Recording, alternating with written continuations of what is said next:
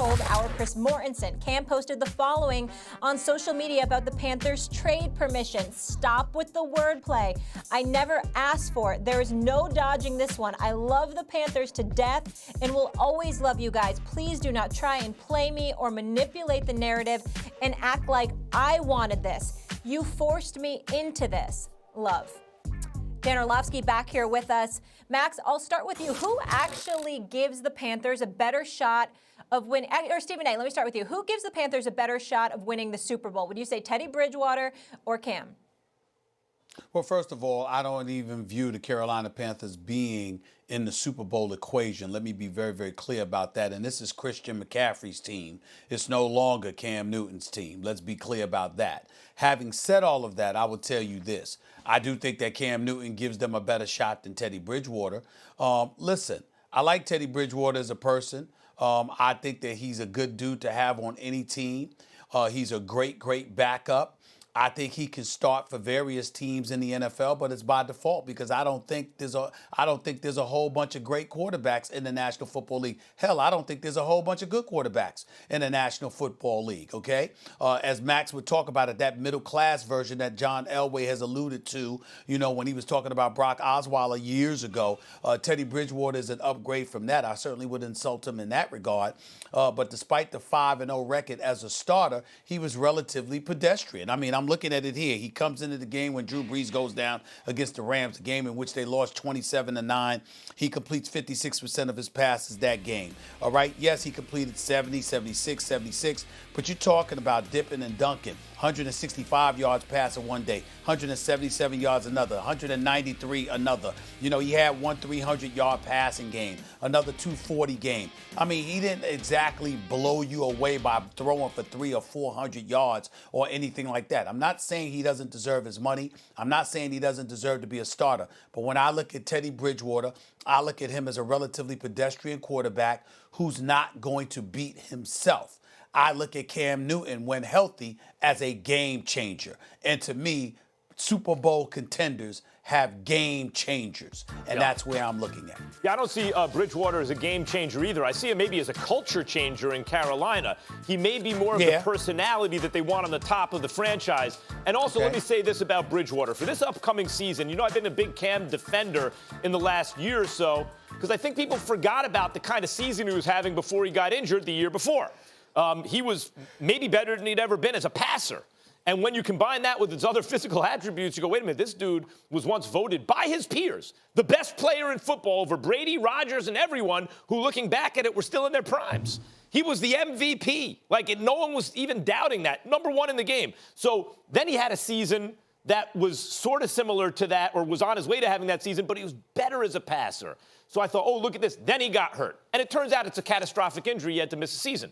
So do I believe in Cam long-term after this season? Yes. But this upcoming season, usually when you have to take that amount of time off, you don't just hit the ground running coming back, particularly if you weren't the most accurate passer in the first place. So I'm not talking long-term for Carolina. I'm talking right now. Plus, Bridgewater is the kind of guy who's steady as she goes and as good as a stabilizing force in a franchise. Let me say this. He has certain things. I'm not saying he's Tom Brady or even Jimmy G, but he has certain similarities other than the kind of leadership stability that you like in a guy. Quick release, doesn't make mistakes. So that's what Tom Brady is nowadays. That's what Jimmy Garoppolo has been in the last couple of years. And you know what the thing is about those kind of quarterbacks? If you have good coaching and a good organization, you win a lot of games. I don't know if ultimately you win the Super Bowl. Mahomes, of course it was Mahomes, came back on Garoppolo, but he had a 10-point lead. Brady won a Super Bowl 13-3, the lowest scoring one ever, because quick release, don't make mistakes, steady as she goes personality in terms of the locker room.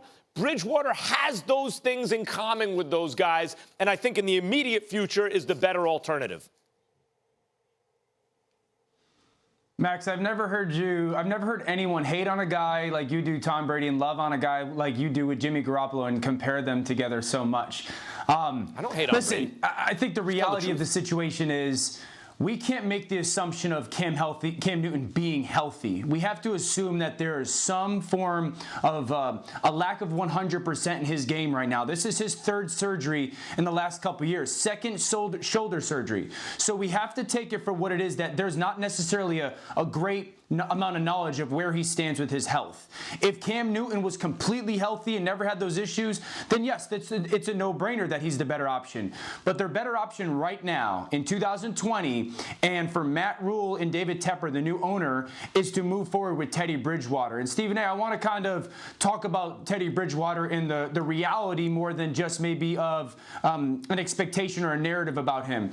He was an ascending quarterback, an ascending young quarterback 4 years ago in the NFL. And I remember being on the field in Detroit when we got hurt, when we heard news of that injury to Teddy Bridgewater's knee, and immediately we all said, man, that is a career ender, the way it sounds. And we all were like, he's never going to play again. So the fact that you get to bring Teddy Bridgewater into your organization and his intangibles are a big deal. The second thing, did you know in the last 21 games, Teddy Bridgewater's that he started, he's 16-5 in his last 21 games. He's 22-12 overall, Dan. When put on the field, lifetime.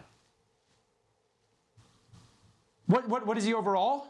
22-12 overall. He's a winning quarterback. He wins twice as much as he loses, right, almost. So 16 wins in his last 21 starts. Also, in his last 35 starts, check this one out. He's played in one-possession games in 30 of those 35 games. You're talking about a guy that every single week is going to give you a chance to win the football game. So, no, he is not going to be the 300-yard passing quarterback every game, nor did they pay him to be that. They paid him right around the 20th ranked salary quarterback-wise in the NFL. So, for them to move forward and have Joe Brady as their play caller, which Teddy Bridgewater knows him and he knows Teddy Bridgewater and their offense in the 2020 season, this gives them the opportunity to move forward, restart the rebuild, and also keeps them in quarterback play for this season in the draft and also next season in the draft, which is a massive, massive deal. So Teddy Bridgewater is the better fit in Carolina right now over an unknown in Cam Newton. Well, listen, all right, that's we'll leave all it on fair, that note. and I can't. Go ahead. It's all right. Go, Stephen A. I said that's all fair. I get where Max and Dan are coming from. But when we ask the question, of course, right now, Cam Newton, his health, a question mark. Teddy Bridgewater, 5-0 as a reserve, spelling for Drew Brees when he went down last year with his thumb injury. We get all of that. What I'm talking about is if you're looking at Teddy Bridgewater based on what you've seen at his best, and you're imagining Cam Newton from a health perspective at his best, who you rolling with. And I'm not talking about 4 years ago when Cam Newton was MVP. I'm simply saying look at the two quarterbacks with what they bring to the table. And I just believe that Cam Newton has the potential to be a game changer. But if I had to play it safe, of course I'm going to go with Teddy Bridgewater because the intangible that you pointed to, Dan, because of the fact that he's been 5-0 in New Orleans, because he seems to be younger, he doesn't have as much wear and tear on his body because Cam Newton, it's one thing to have an injury like Teddy Bridgewater had, as nasty as it may be. It's another thing to be beat up over a course of several years, the way that Cam Newton was, because he exposed himself and his body to that, to the violence, because he wanted to run with the football just as much as he wanted to throw it. That's all I'm talking about. All right, and as Dan mentioned, Teddy Bridgewater won 16 of his last 21 starts, and in those games, he's only thrown multiple interceptions just once. Dan, appreciate you being with us. When we come back here on First Take, the Hall of Famer Randy Moss was with us yesterday, and he said he's not sure who's responsible for those 6 rings in New England. We put that debate to the test. Former Super Bowl champ Damian Woody will be here.